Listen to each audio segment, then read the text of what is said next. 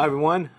This is Got Therapy with Dr. Dan Rose. I'm Michael Baltimore here just to ask some questions and figure out what's going on today in Got Therapy. This is a show on Columbus State Television. We've talked a lot about therapeutic issues, about counseling, about a lot of things. Dan's pointing to that graphic right down there.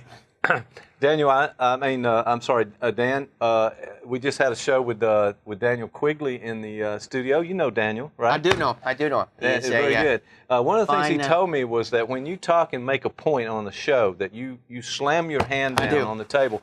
He said actually last week that the lights went out on the table. You slammed it so hard. So I do. I like that. I don't want to stop you from slamming that point. I think I scare him. I think that some guys around more masculine men are afraid. And I think that my masculinity and the power of me. Okay. I think embedded in that story, metaphorically, the light that went out was the one in him. I think that when I hit that table, I think that he, Wow, is that stretching it a bit? But yes, the light in him went out as well as the table. The power of you. We're gonna have to do a show on that one. I could power Opelika. That's how powerful I am. I bet so. Well, as we Is there a Gunter, Georgia? Because I could power any place named Gunter. I think probably so. There's probably in Georgia. There's an We have lots of counties. We have lots of cities, lots of small towns.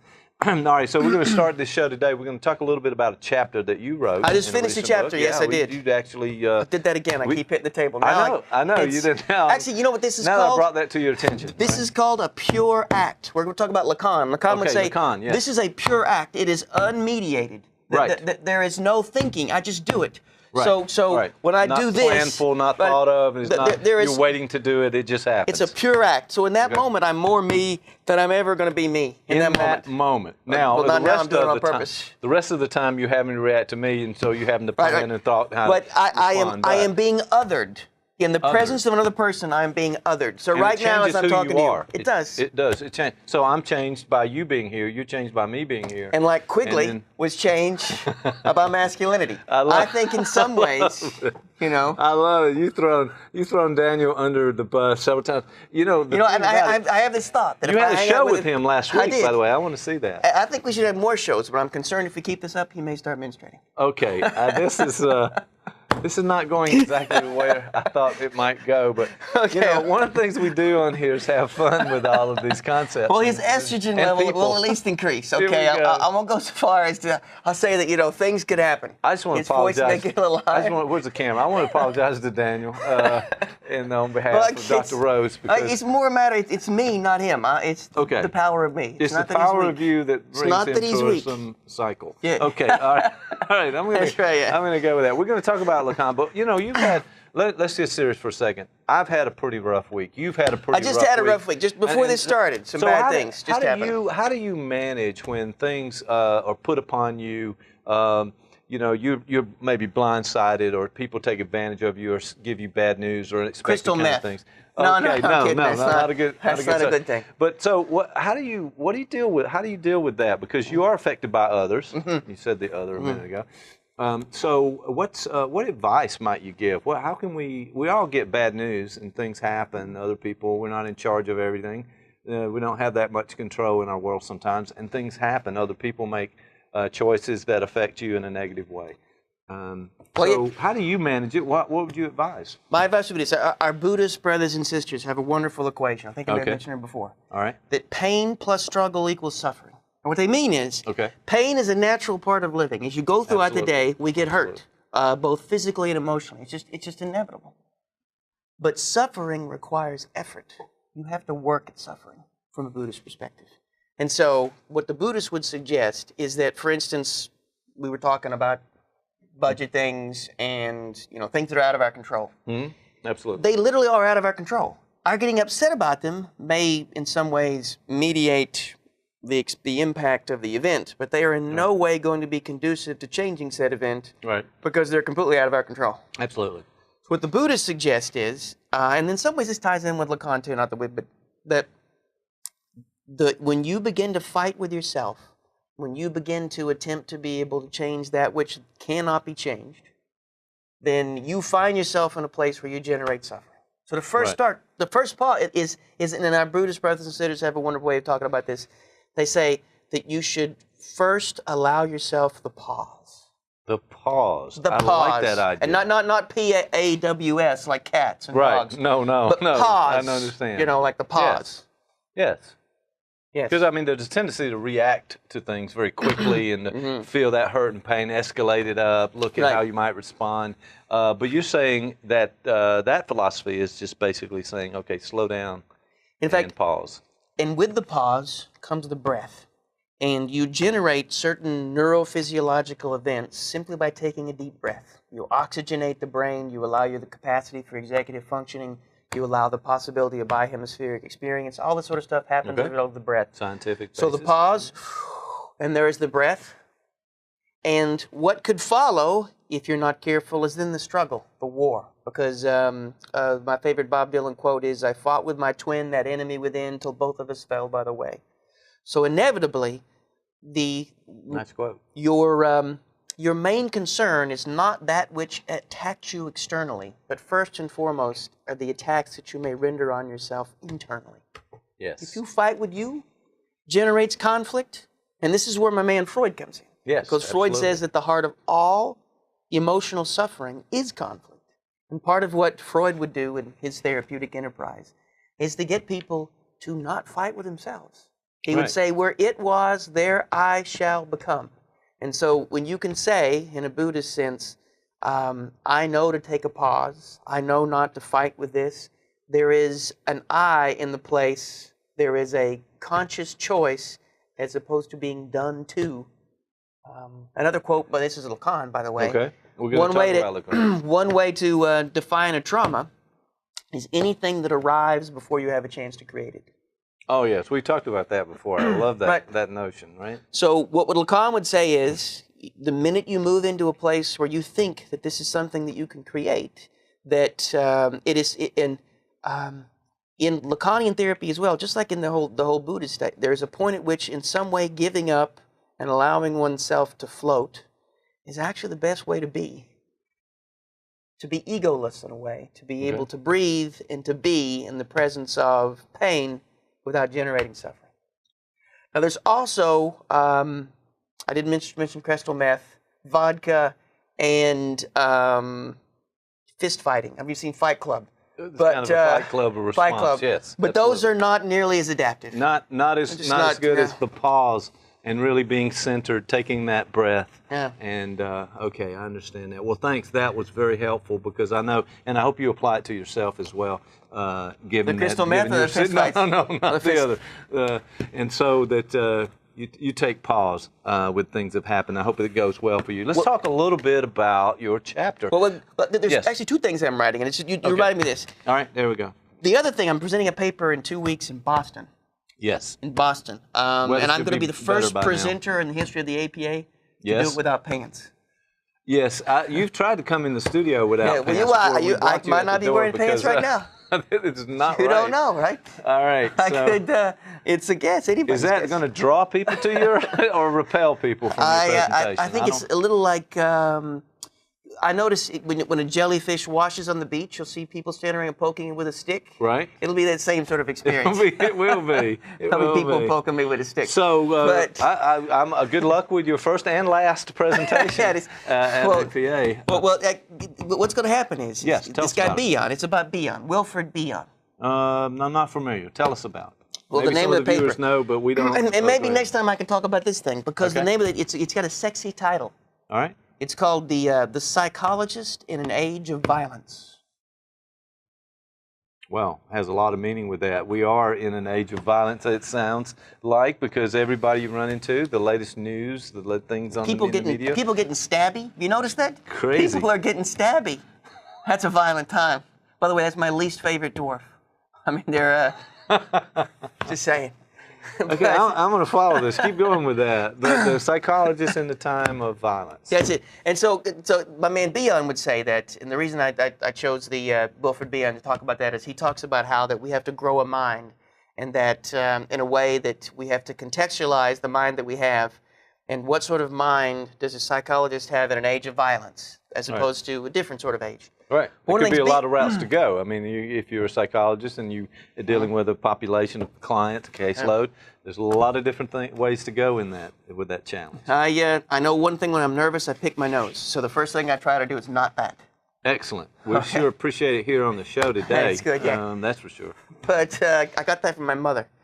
She's coming on the show later. We're going to find out about a few things. She can tell you some stories. Yes.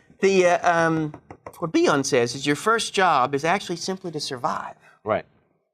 And often an event, the arrival of something like bad news, for instance, or something that it generates an inner weather. There is an internal storm. The climate inside of you changes and alters. Yes, and what Bion would say is part of being able to do something is simply to be able to survive the storm. And the metaphor he evokes in me is the idea that if last night we had some bad weather, what do you do in bad weather? You find a safe place, knowing that it will pass. Okay. The storm on the inside, just like a storm on the outside, does not last forever. It fades, calms, cools, and if nothing else, there'll be an eye in which that may pass over that give you a chance to think some. But thought often comes afterwards. What Bion would say, dreaming. But but that maybe something to talk about. Well, that's not a bad idea. I'd like to hear more about that. Yes, we are. Oh, we're going to be, okay. Yes, absolutely. You're not going to Las Vegas? Well, no, I'm back from Las Vegas, but are you going to Boston next week? Oh, it's 2 weeks. Okay. Yeah, 25th. So, yeah, definitely. In fact, that Friday, the 25th. If you're going to be in Boston and you want to go to an APA thing. We do some on-location shoots, so we may just go with you on that. You should do the, you may have to blur some things out because I'm not going to be wearing pants. No pants. Yeah. Great presentation. Or maybe you could just sort of put pants on. Can you put pants on? You can. I don't know if you've tried that. Sort of digital. No. Yeah, you're talking digital. We absolutely can cover anything that gets out of control in here. We definitely can do that. All right, so tell us a little bit about this chapter you just wrote. The chapter's on this guy by the name of Jacques Lacan. Lacan. Jacques Lacan. It's an old joke you'd get only if you were, get it? 70s Earth, Wind, and Fire, some other kind of groups like that. But Jacques Lacan is the cat's name. He's huge, particularly was huge in the 60s, 70s, and 80s, particularly in Europe. He's still big in cultural studies programs and English programs. He is he was primarily, he was lots of things, but one of the ways he was sort of incorporated into the world of philosophy is he was able to take the idea of language and make that the most important thing. The way in which we speak words, but more importantly, how words speak us. We think that we're using language, but according to Lacan, no. Language uses us. And he has this wonderful example of like how, and he calls it all the different ways we are being othered and we don't realize it. And the very first one is you didn't choose your name. Right. That name was waiting for you when you came out of the womb, right? Okay. And at that moment, it functions like a cookie cutter. It cuts out a piece of you, what that name means, and whatever you doesn't fit goes into the unconscious. It is cut away. It becomes, and so there are a series of otherings that we are continually castrated. There's actually one, he actually uses the word castration. Yes, okay. To enter language, you have to accept the yoke of language, man. He says that's a tremendously the first thing that happens to you is that you are convinced you have a body. He calls it the mirror stage, that in the reflection of mom's eyes or even an actual mirror, we generate this picture of ourselves that's not true. As a whole thing, as some sort of this cohesive element, a you, and we can sort of see it. Mm-hmm. And then the next step is, which he calls the symbolic phase, is where we enter language. And we do that, we get cut again. And this time we are convinced that we have to speak. In fact, he would say that there's no way to have a thought without speaking. Even when we're thinking in our mind or using language. There are a number of linguists that think the same thing, that there is no such thing as thought without speech. So from then on, our thoughts are being directed by a system that we have minimal control over. Right, and it's contextual. So it's been, some pieces have been cut out completely out of our awareness, unconscious to us, in the way we operate in the world. And like, for instance, he would say that the minute you get the bad news. And Freud said this too. Freud said that the notion of an ego, a superego, and an id are only really functional in moments of conflict. Because think about it, when you're actually enjoying yourself, going on being is what Winnicott would call it. Right. You don't really experience time or a self, you just are in moments of joy. So that would be the actual you state. Does that make sense? Mm-hmm. So for Lacan, man, you know, that part of what you do is to get people to be okay with not having a self. Because it's constructed in so many ways, but it's not you. If you're always dealing with stress, for example, or bad news coming in all the time, you're not yourself. You're kind of put into this, back to the cookie cutter piece of what you've learned through language and accepted as you, as the self. Is there a self? Well, I see. It depends, because there are different versions of Lacan. There was a big movement that's still a movement in philosophy called post-structuralism. And the post-structuralists say there is no self, that it is all completely contextualized away, whether it's culturally contextualized, language contextualized, whatever the case may be. Contextualized in a relationship, it is a systemically mediated event, the self. So the minute you are aware of a self, it's always actually that awareness of a systemically mediated event. So it sounds like things in our environment have a lot of control on who we are, who we think we are, and how we operate. So, and the language you were talking about a moment ago, this idea that we sort of think to a certain degree, that becomes our kind of contextual self of who we know us to be. And that's out of our control to a certain extent. Well, Lacan would say that the moment we have control, that's an illusion. In fact, that's the trick of language. The notion of control itself is the minute you feel like you have control is when you're the most trapped. Well, Lacan would say, like I was talking about the pure act, anytime that you act a parapraxis, slip of the tongue, you do something like that, that's not a mediated event, that there's more you in that moment than there is in any other moment. Okay, so it's a goal to be more you, and the kind of, I mean, because we're talking about the stressors that came in our lives, and we're reacting to those stressors, that contextualization of ourselves. And so is it that slamming the fist on the table? Is it trying to move toward more authenticity, our self, without this contextual understanding and sort of learning that we've had? Well, there are two ways to think about this. Lacan said that either maybe the best you can do is simply enjoy your symptom, meaning that learn just to love the fact that you don't really exist and that you are a construction based on the trauma of several different sort of births into subjectivity, and therefore knowing that, just make fun with it. Have as much fun as you can. Just enjoy. Enjoy. Okay, I kind of like that. Or the other, and this is what we do here on the show occasionally. Say, especially that Quigley. The back to Quigley. He has this technique in therapy called scansion. You ever heard about scansion? No, tell us about that. Okay, you never knew when a session was going to end. It could be 5 minutes or 3 hours.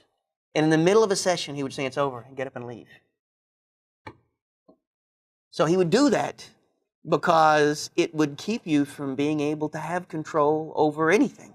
So it was a way of generating an unmediated event. So in the middle, you could be talking to Lacan in therapy.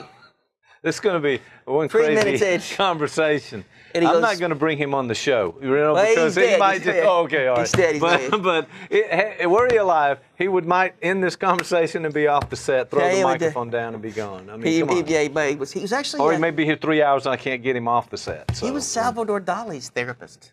Okay, interesting. I didn't know that. Hung out with those cats. Yeah, well, that's an interesting group right there. So Dali cut his mustache, not a beard guy. All right, so he was, he did end a session early, or it took a long time. He waited for that moment. He thought he was being more controlled and therefore not himself, and so he tried to get back to that point of the authentic me self, and he would just end it. He would he would find a place either where the patient was in the process of being othered by the presence of the analyst, or was in the process of othering themselves in some sort of historical narrative, and he would simply stop it then and there. Right. And in that moment, now the cynical individuals would say that he typically cut his sessions short, and he could actually see up to like 60 or 70 people in the course of a day. Right. And those people would say that, well, I think they could be scanned. He's kind of padding his rate and seeing more people. It's kind of like Albert Ellis kind of a thing, 23 an hour. But 23. Evidently, Lacan never went to a faculty meeting because he would never last very long. No, but he was actually pretty narcissistic guy. I don't think he was like a rock star in France. Like people would ask him for his autograph. He would come on TV. He was, he was big. All right. So, what's the lesson for the average guy on the street from Lacan? What do we need to know? What can we give our viewer out there right now who is wondering? So, I've heard a little bit about this Lacan character. We understand a little bit about self from his point of view. What's the takeaway? What can we do? How does it enhance our life from what his philosophy and his rock stardom? What do we take away? A lot of it's crap. Okay. But all right. I think there are a couple things That's you can't very Lacanian of you, by the way. All right. I think we can tie it in with what we began with, the idea of the pause and the breath. Right. Because our Buddhist friends and the Lacanians as well say that one of our the chains that we bear, the thing that weighs us down the most, is a self, is the ego. And so our ways of being able to manage that, our ways of being able to not have to be a self in the proper sense. Lacan would say that there is no self, but there is a subject. And the subject is multitudinous. It is many things. It has embedded in it an inherent mystery that should be allowed to flow. So I think that just as the Buddhists talk about the pause and the breath, that is a little bit what Lacan was doing with his notion of scansion.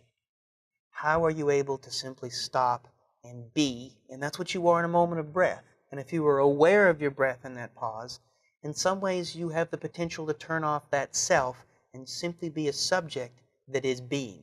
And Lacan would say, along with our Buddhist friends, that we are not nouns, we are verbs. We are always something in the act of becoming.